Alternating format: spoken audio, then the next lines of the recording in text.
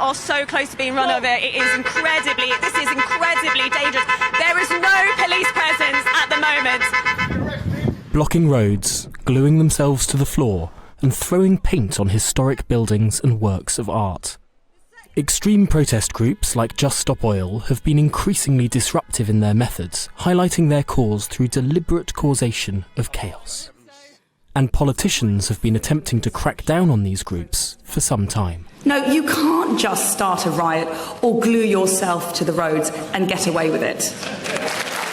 The government's Public Order Act tried to give the police new powers to immediately crack down on protests that cause, quote, serious disruption to the life of a community. But the government's plans were watered down by the House of Lords. Now the government wants to overrule the Lords using a nifty mechanism sometimes referred to as Henry VIII powers that can change law without the consent of Parliament. The Lords' Secondary Legislation Scrutiny Committee has criticised this move, saying the proposed changes would, quote, lower the threshold for serious disruption.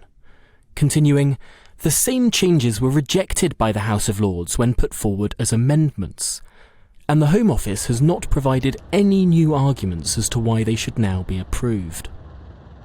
While Number 10 feels like it has the public's backing to overrule the unelected House, many in the Lords disagree. The government wants to make changes to specifically note hindrance to the making of a journey as an example of disruption. It believes that the current lack of examples of disruption in the Act leaves police in an ambiguous position, often standing uselessly as protesters block cars, vans, and even ambulances.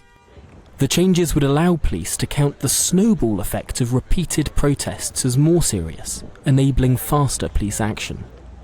But there are those who believe that the Act, even in its original form, goes too far, and that disruptive protest is a right, even if it disrupts people's business and blocks highways. Of course, we recognise that protests can often be very inconvenient and highly disruptive, but under international law, it's important to remember that those rights can only be restricted in very limited circumstances to prevent things like serious harm from taking place. Yet the frustrations of many in the public and in Parliament are clear.